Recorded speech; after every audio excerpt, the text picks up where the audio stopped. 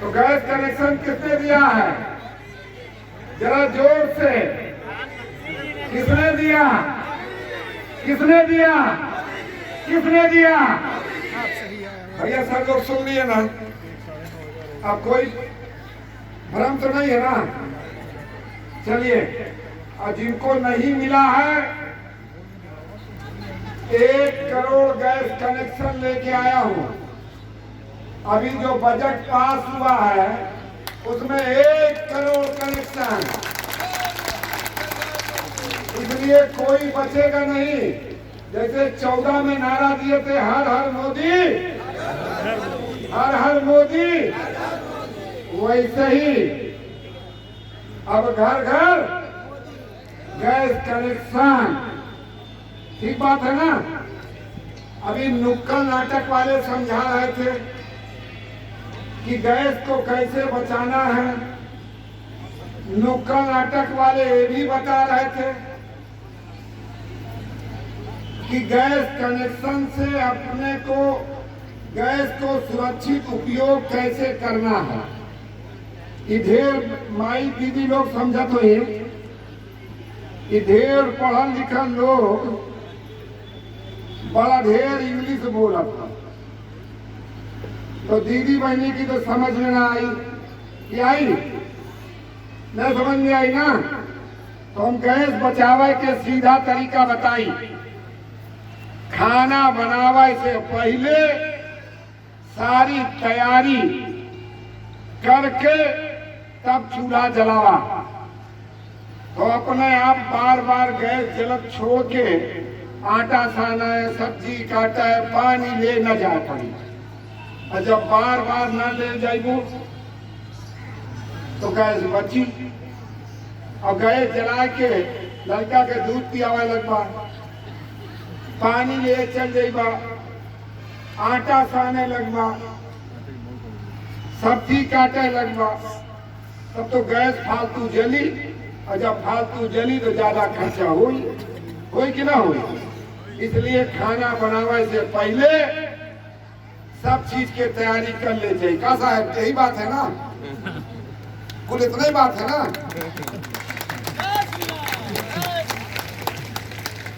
फिर बताएं कि कैसे गैस से सुरक्षित रह के। सीधा सीधा में एक बात बताई, जो गैस लेके आवे उसे साफ साफ कह दो कि आपन नाम बता, तो नाम क्या है, और मोर गैस पूरी चेक करके देने तेरे साहेब से बता दे। कुछ कराई के नहीं। जब गैस लेके आवे तो उसे कह दे सब चेक करिए। कंपनी वाले जौन जौन कहे, सरकार जौन जौन कहे वो सब कर दे, तौल दे, एक लीकेज के जांच कर दे। और जौन जौन ना करवे तो जैसे पुलिस बुलावे खातिर फोन करे पड़ा था कि नहीं? कई नंबर पे, कई नंबर पे तो कहते तुहरे पुलिस बुलावे खातिर हम एक नंबर पे रिंग करब, 1906। कई नंबर? जरा जोर से। अरे हम तुमका जानी थी, जरा माई बहनी बोलो ना। अगर पड़ोसी से झगड़ा होता है तो मना ही तो पटकी पटका करत रहता है। अपने मेहरारू से कहा था जल्दी पुलिस बोला, जल्दी पुलिस बोला। कहा था कि नहीं कहा? तो कौन नंबर पे फोन करते थे? 112 पे ना? कितने पे? 112। ठीक। तो एक खातिर क्या करे चाहिए? गैस वालन को बुलावे खातिर क्या करे चाहिए? कई नंबर पे? जब तक नहीं बोलेंगे मैं यही बोलता रहूंगा, मेरा और कोई काम नहीं है। कई नंबर पे? कई नंबर पे? भाई आदमी लोग ना बोले। कई नंबर पे? 1906। सही बात है ना? ज्यादा फालतू बात करता हो। कौन नंबर पे फोन करे के है? 1906। ठीक कि बड़े बड़े साहब के चक्कर में पड़ा मैं कि कब उठाई कब न उठाई, लेकिन मोदी जी पक्का उठाई। 1906 पे करवा 2 घंटा में हाजिर। गैस वाली पुलिस आ जाएगी, आएगी कि नहीं क्यों साहब? आएगी ना? आप यही ना बताना चाह रहे थे? सबके समझ में आ गया कि नहीं? जेके ना समझ में आवा हाथ उठावा। लेकिन एक शर्त है, जेके ना समझ में आई ओके घर जाके हम समझाओ और वही उज्ज्वला गैस कनेक्शन पे होगा खीर बना के खिलाए पड़े। बता आप देते नहीं समझ में आवा, सबके समझ में आएगा सब ठीक। सोच के साथ इस कार्यक्रम का आयोजन किया गया है। यह कार्यक्रम सफल है। यह कार्यक्रम पिछले 15 दिनों से पूरे देश में एक साथ चल रहा है। आज यह इसका समापन का कार्यक्रम, जब इंडियन ऑयल के अधिकारियों के द्वारा मुझसे कहा गया कि ऐसा एक कार्यक्रम है, आपको समय देना चाहिए, मैंने उनसे तत्काल इस बात की सहमति दी कि मैं निश्चित रूप से ऐसे कार्यक्रम में आने का जो मुझे सौभाग्य और अवसर आप दे रहे हैं, मैं आपका आभार भी व्यक्त करता हूं, आपको धन्यवाद भी करता हूं कि आपने ऐसे कार्यक्रम से हमको आने का अवसर दिया। माता और बहने, मैं आपका भी नमन करता हूं, आपको भी प्रणाम करता हूं कि चाहे 2014 का चुनाव रहा हो, चाहे 2019 का चुनाव रहा हो, कौशाम्बी लोकसभा में बाबागंज और कुंडा राजनीतिक बियाबान की धरती मानी जाती थी। यहाँ पे चुनाव जीतना तो दूर, लोग लड़ने का मन भी नहीं बनाते थे, लोग लड़ने की साहस भी नहीं जुटाते थे। लेकिन मैं आपको धन्यवाद देता हूं, आपको नमन करता हूं, आपको प्रणाम करता हूं कि चाहे 2014 का चुनाव रहा हो, चाहे 2019 का चुनाव रहा हो, मुझको बिना देखे, मुझको बिना सुने, बिना मुझको जाने आपने देश की सबसे बड़ी पंचायत में एक नहीं 2 बार भेजने का काम किया है।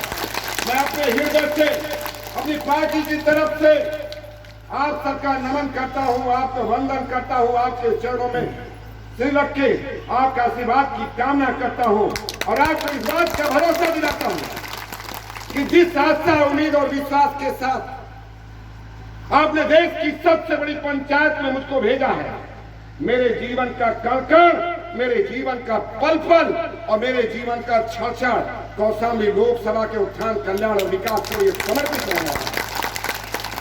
और मैं आपको विश्वास दिलाता हूं, जिस आशा और उम्मीद और विश्वास के साथ आपने केंद्र में मोदी और प्रदेश में योगी सरकार बनाई है, वह सरकार इस देश के गरीबों को समर्पित है, इस देश के गांव को समर्पित है, इस देश के युवाओं को समर्पित है, इस देश के युवाओं को समर्पित है।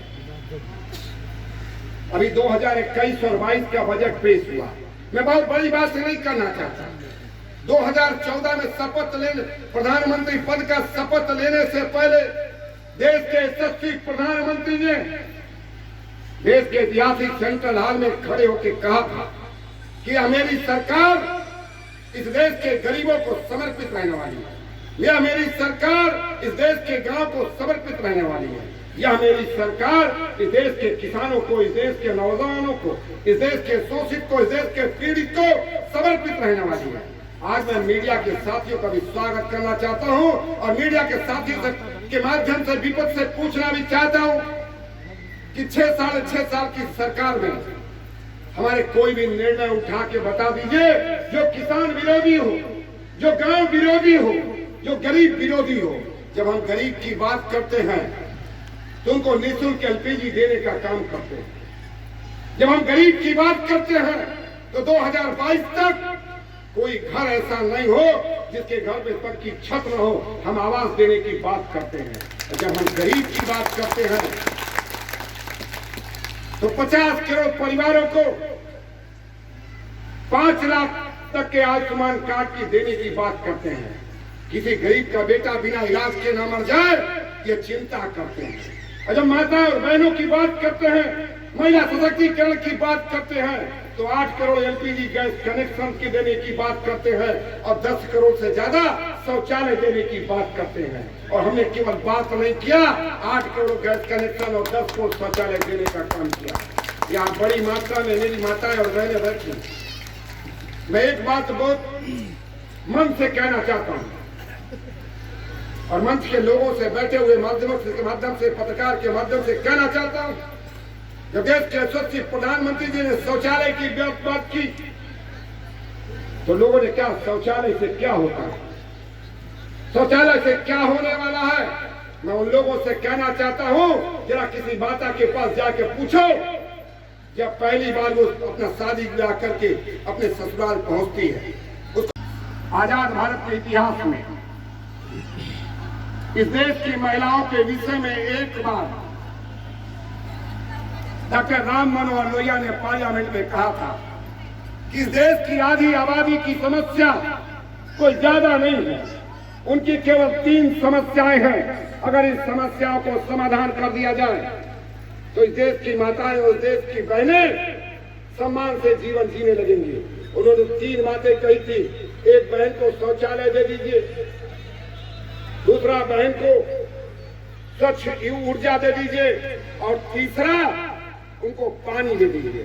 मैं देश के यशस्वी प्रधानमंत्री का अभिनंदन करना चाहता हूं, उनको बधाई देता हूं कि 2014 से 2019 के कालखंड में जब पहली बार उन्होंने सरकार चलाई तो पहले कालखंड में देश के यशस्वी प्रधानमंत्री जी ने सभी को शौचालय और सभी को उज्ज्वला गैस कनेक्शन देने का काम किया।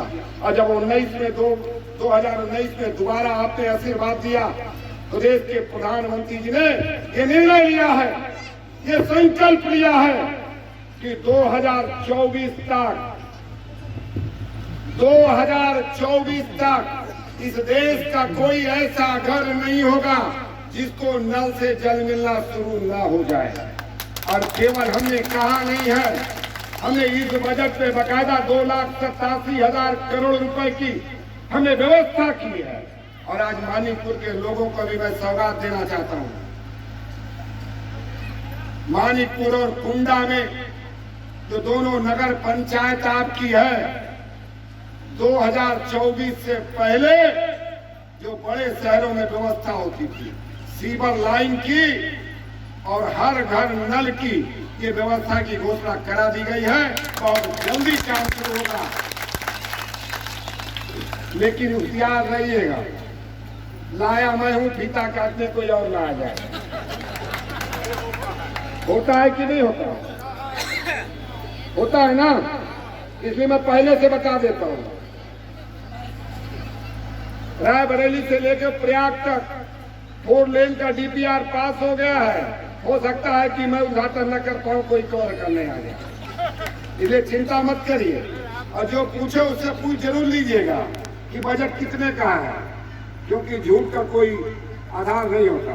मुझसे पूछिएगा तो इंची और रुपया में बता दूंगा कितना रुपया लगा है, किसके स्टेज से गया है। साथियों, मैं एक बात यहाँ विशेष रूप से उल्लेख करने के लिए आया। पंचायत चुनाव सर पर है, पंचायत चुनाव है कि नहीं? चाहे शौचालय की सूची हो, चाहे गैस कनेक्शन की सूची हो, चाहे बिजली की सूची हो, चाहे आवास की सूची हो, सब कौन बनाता है? कौन बनाता है? जरा जोर से, कौन बनाता है? और जोर से, कौन बनाता है? जौन जौन प्रधान पैमान हो कि बदल दो।